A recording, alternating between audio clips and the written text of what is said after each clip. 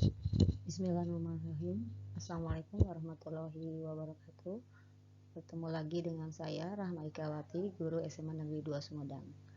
Pada kali ini saya akan menjelaskan sifat koligatif larutan. Baik, ini ada sifat koligatif ini adalah materi bab 1 pada semester 5 untuk kelas 12. Kita lihat dulu apa standar kompetensi yang harus dikuasai, yaitu harus bisa menjelaskan sifat-sifat koligatif larutan non-elektrolit dan elektrolit.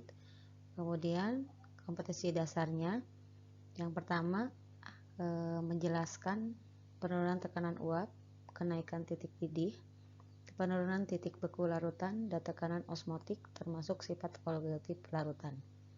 Kemudian yang kedua, harus bisa membandingkan antara sifat koligatif larutan yang non-elektrolit dengan sifat koligatif larutan yang elektrolit yang konsentrasinya sama berdasarkan data percobaan.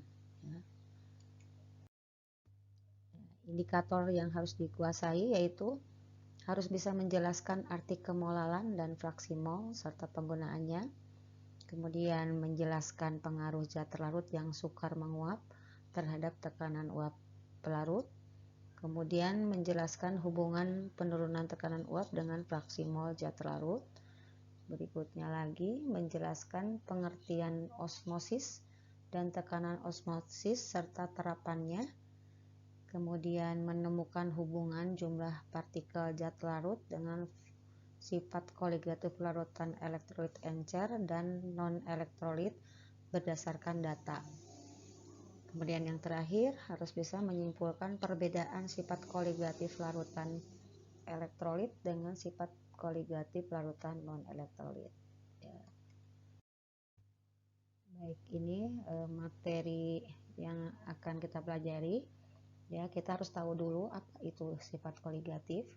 Sifat koligatif adalah sifat-sifat larutan yang tidak bergantung pada jenis zat larut, tetapi hanya bergantung pada konsentrasi atau jumlah partikel zat larutnya saja.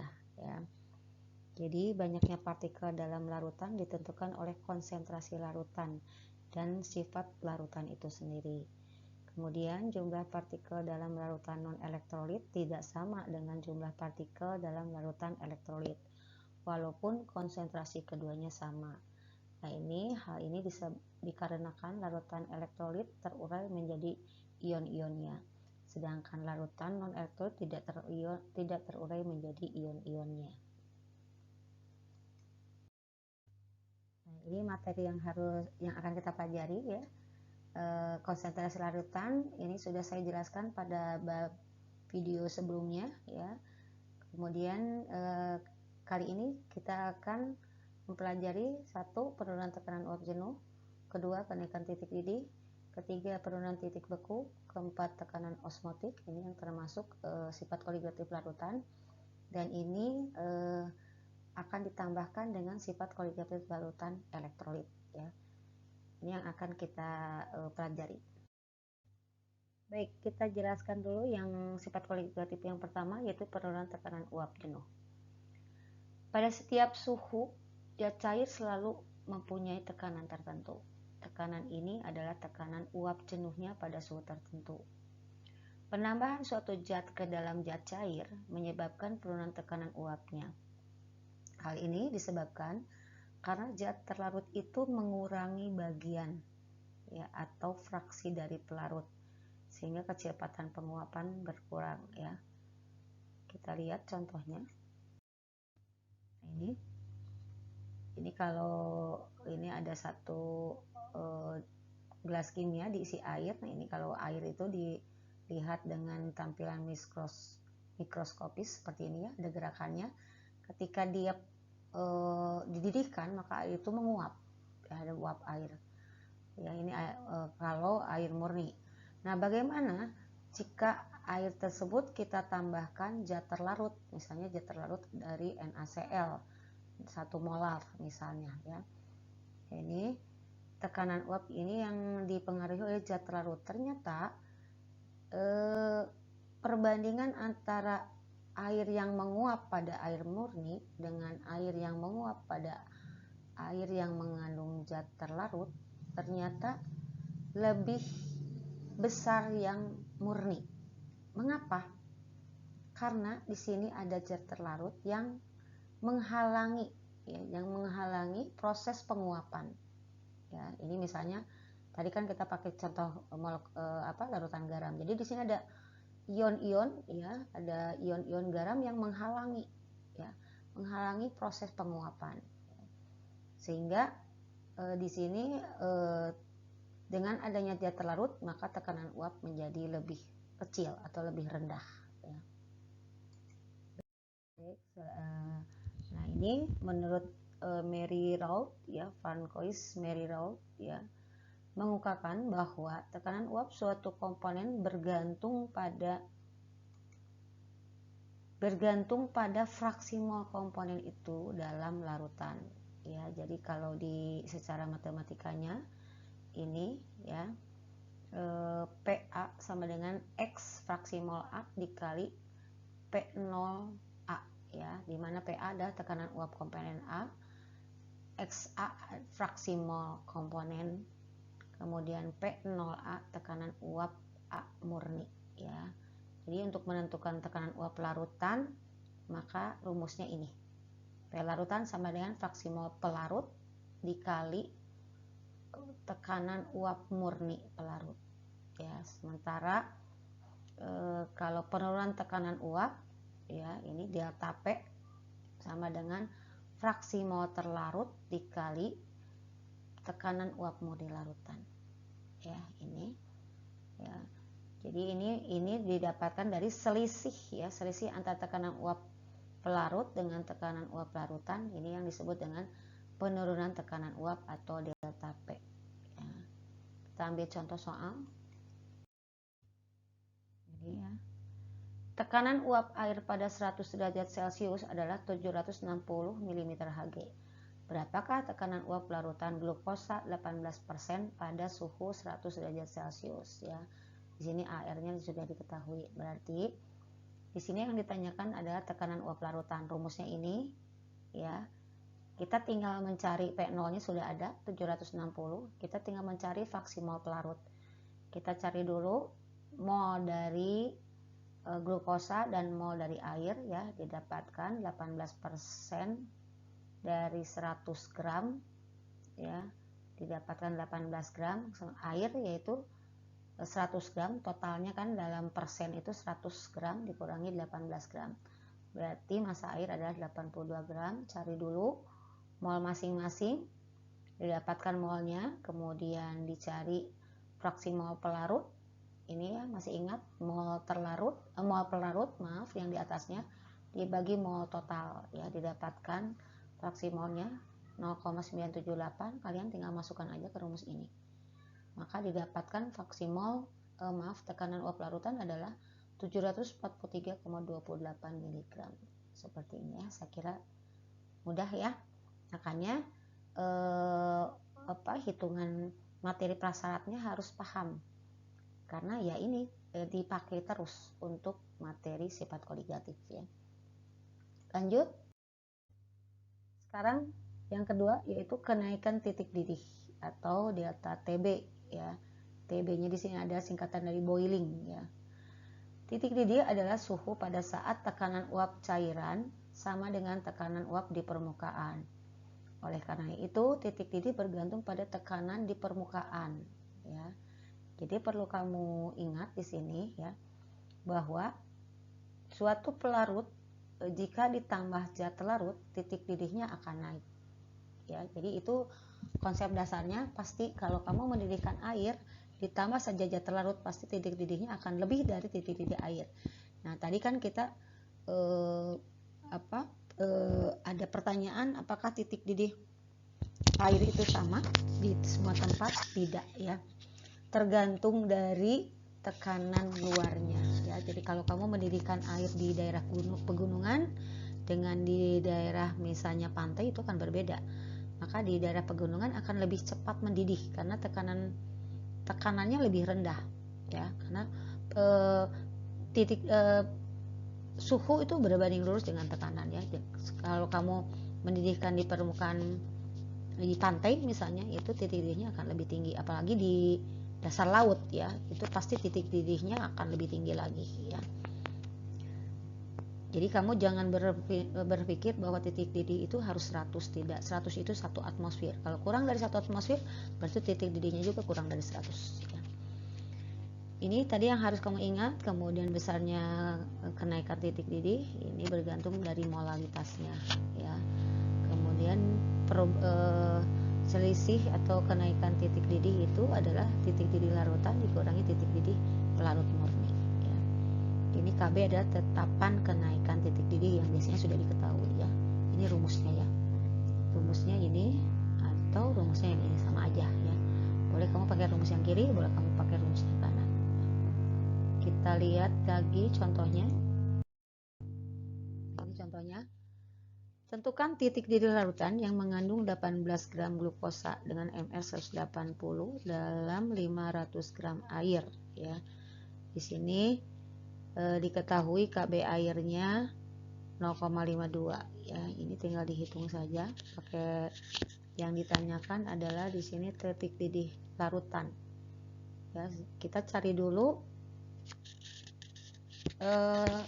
titik didih larutnya ada, kemudian berarti mencari titik didih larutan adalah delta TB ditambah TB larut. Kita cari dulu delta TB-nya pakai rumus ini.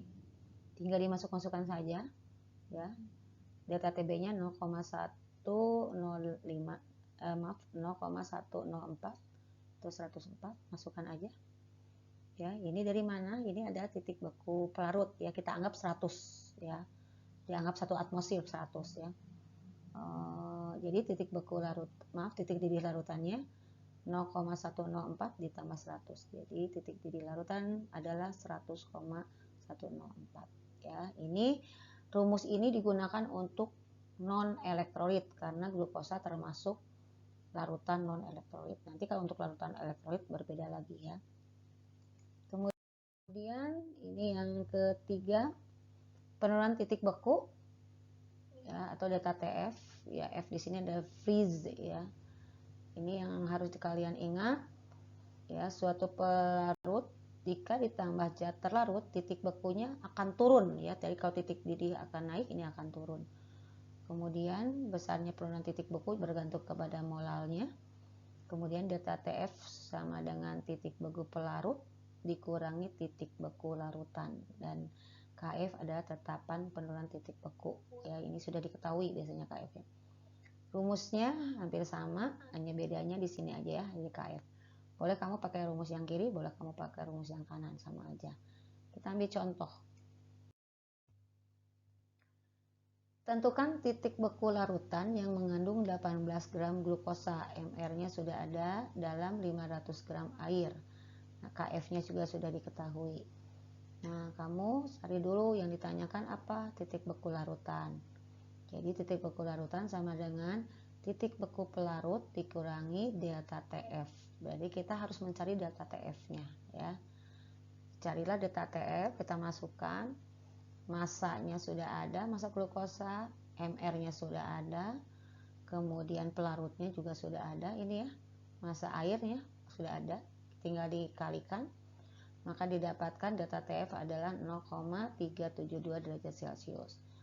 Nah, sekarang yang ditanyakan tadi kan titik beku larutan. Titik beku larutan adalah titik beku pelarut dikurangi delta TF ya.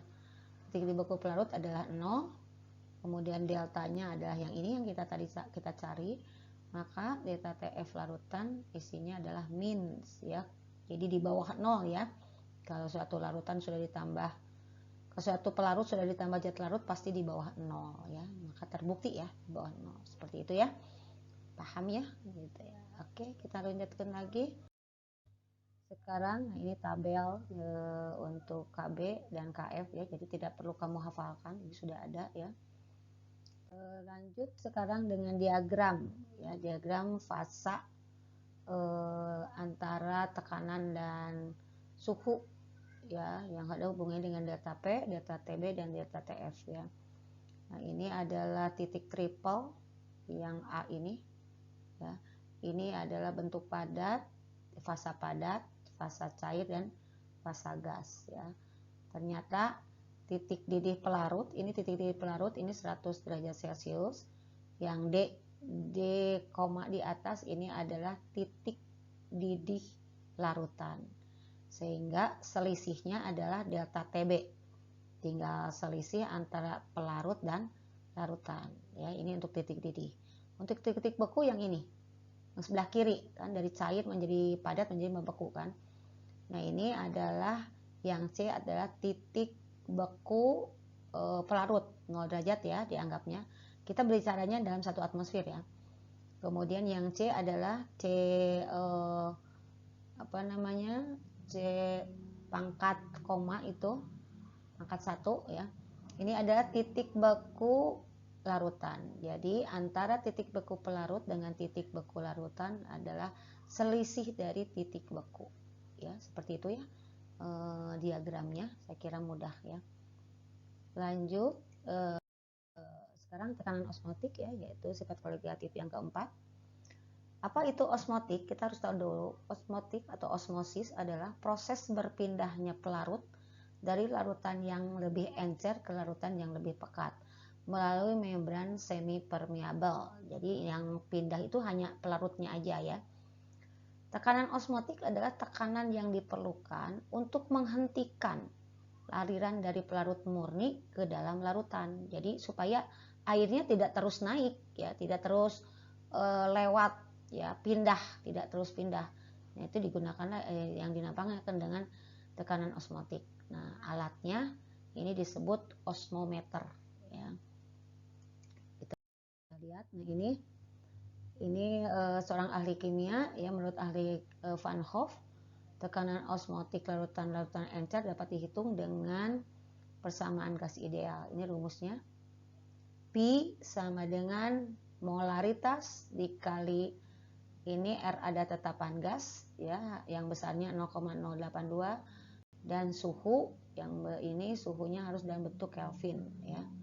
Rumusnya sama aja, mau ini boleh, mau ini boleh, mau ini boleh ya, sama saja ya. Nah, kita lihat ke soal, contoh soal. Hitunglah tekanan osmotik dari 500 ml larutan yang mengandung 9 gram glukosa ya. Ini juga untuk larutan non elektrolit ya. MR-nya sudah diketahui pada suhu 27 derajat Celcius ya. Jadi kita bisa tulis yang diketahuinya R sudah pasti ya, ini boleh 0,08205 boleh juga 0,08 ya. T-nya dari mana 300, yaitu dibuat dulu derajat Kelvin, yaitu 27 derajat Celcius ditambah 273 ya, maka didapatkanlah 300 derajat Celcius. Kita masukkan ke rumus ini ya, atau rumusnya ini bisa dikembangkan. Jadi dari rumus ini dikembangkan menjadi rumus ini. Tinggal masukkan aja. Ini massa zat terlarut, kemudian di sini MR-nya sudah ada, kemudian ini 1000 dibagi 500 ml larutan kali R kali T, maka didapatkanlah 2,4 atmosfer ya. Mudah ya. Baik, kita lanjut. Sekarang ternyata khusus untuk larutan asam basa maupun garam menurut Arrhenius ini ada yang termasuk larutan elektrolit ya. Ini menyebabkan adanya ion-ion ya. Nah, ion-ion ini mengakibatkan jumlah partikelnya bertambah. Ya, karena bertambah, maka rumus dari semua sifat koligatif larutan harus dikalikan dengan satuan Van Hoff ya. Ini besarnya 1 ditambah N min 1 kali alfa. Ini biasanya dilambangkan dengan I ya. Ini alfa itu derajat ionisasi, sementara N adalah jumlah ion. Ya, ini rumusnya untuk sifat koligatif sama, hanya bedanya dikali I ya. I ini adalah jumlah partikel atau jumlah ion ya. Contohnya untuk CaCl2 N-nya 3, jadi ini tinggal kita tambahkan aja Ca-nya 1, Cl-nya 2 jadi 3. Untuk KCl indeksnya 1 ditambah indeks 1 berarti 2. Untuk FeCl3 1 tambah 3 menjadi 4, seperti itu ya. Jadi tinggal dimasukkan aja harga I-nya. Ini N itu sama dengan harga I ya. Oke, seperti itu ya. Sekiranya mudah ya, silahkan ini ada latihan soal, silahkan kamu coba nanti di rumah ya. Saya yakin kamu bisa lebih paham ya. Oke. Ya, terima kasih ya anak-anakku, semoga kalian lebih paham dan tetap semangat belajar kimia. Wabillahi taufiq wal hidayah. Wassalamualaikum warahmatullahi wabarakatuh.